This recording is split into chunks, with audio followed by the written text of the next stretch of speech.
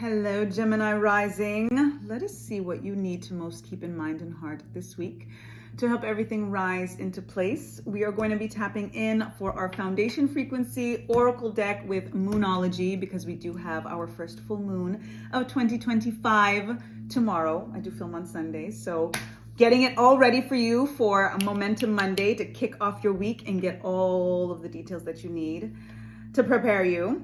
And then we're going to tap in with our fundamental frequency with some tarot. So let's see what's going on for your foundation frequency and what message Madam Moon in her fullness has for you for this week. Give thanks, Spirit. Tapping in. Gemini rising. For Gemini rising, nothing is yet set in stone. There is such a malleable nature to this week for you. There are options. You've got 7 of Cups energy all over this frequency. Various options that you have for this week. And you get to say no. And you get to say yay and nay. And whatever it is that you choose to say, you get to decide that. And then you get to, guess what? Change your mind if you want. That is the beautiful thing and the thing to most keep in mind and heart for this week in general, but particularly for this week, because this week there's going to potentially be some things that come through that might make you feel pressured to answer, to decide, and you do not have to. Indecision is a decision, and like I always say, if you don't know, the answer is no. So keep that in mind and heart as the week progresses so that you can consistently remind yourself that nothing is set in stone. I can feel this way today. I'm gonna sit on it for a minute. We've got a Mars retrograde energy that, again, in terms of action, go. It's not necessarily the time, especially if you're not in Aries alignment or fire sign alignment. So you can just be in your head a little bit. You can take the time a little bit for this week in particular to not have to feel like you gotta make any concrete decisions. Nothing is yet set in stone. And it's in alignment with the heart, with heart healing. We've got the 3 of Swords that just came up right now.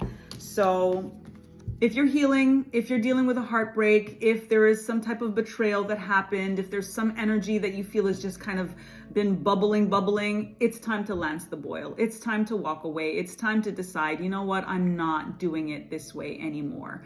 This is, again, when we think about the energy of it's not yet, nothing is set in stone. It's about deciding for yourself, what is it that you're invested in that has the potential to linger and to last and to have such an impact on your life in the long run, for the long term. So don't make any hasty decisions right now, especially when it comes to your heart and the healing of your heart. Things take time. As they say, time heals all wounds, but you got to feel it to heal it. This is an energy of taking that time, looking inward, making sure that you're giving yourself what it is that you need and not expecting it or requiring it from anybody else. The heal is coming full speed ahead. There's definitely an energy with the Knight of Swords that is go, and is letting you know that you know what you need ultimately. So when he tells you there's nothing yet set in stone, that's also in regards to not making any promises. Like I always think of the energy of promise me no promises, right? You don't want to promise anybody anything. You don't want to be in an alignment where you feel like somebody has to promise you anything. It sets us up, the expectation of that and disappointment and all of these things, especially if you're already dealing with heartbreak.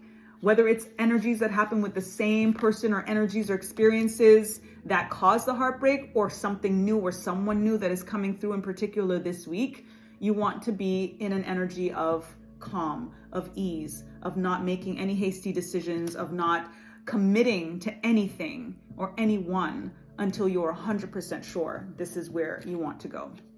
7 of Swords energy in the reverse, you want truth. There's an energy of deception that you've experienced that is, again, what's contributed to this heartbreak. And you are so over it. I just don't want you to think about it this week. At the very least, I want you to try your best to be in alignment of gratitude, to be in alignment of focusing on the healing, on focusing on the more.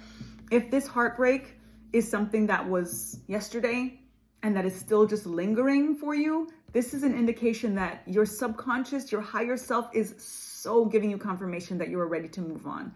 You are so ready to just decide, I'm just not going to cry about this anymore. I'm not going to be in my head. Gemini, we like sometimes y'all in your head, right?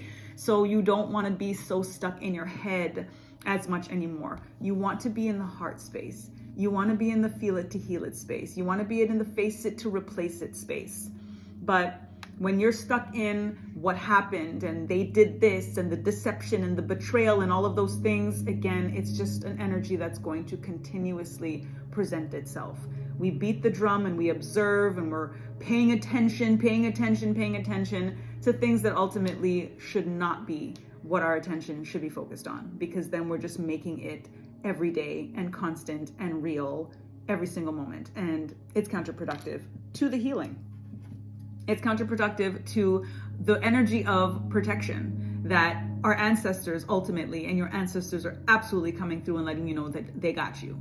But there's an energy of being guarded, and it makes sense, totally understood.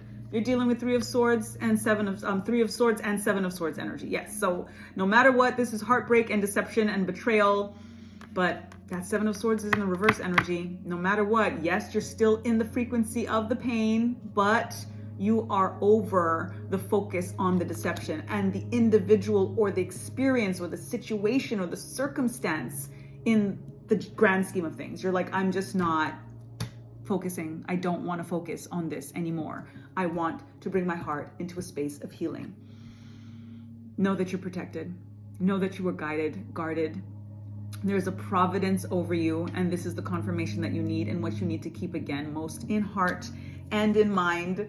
If there's any card that is so in alignment with heart and mind, it's the Three of Swords, because you're dealing with the mindset and the intellect with the swords energy, but you've got this heartache and you've got this heartbreak, right? So it's about coming into that balance so that you can bring in the protection and bring in the preservation of your peace. Ultimately, that's what you want to definitely keep most in mind and heart this week. So what I want you to do for me and for you to claim this reading is to drop a comment at the bottom here with an emoji. Always drop in an emoji. I want you to put any favorite color heart at the bottom.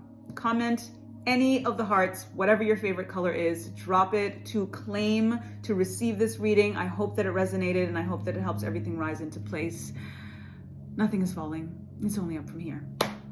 Until the next time, Gemini Rising. Thank you. Peace.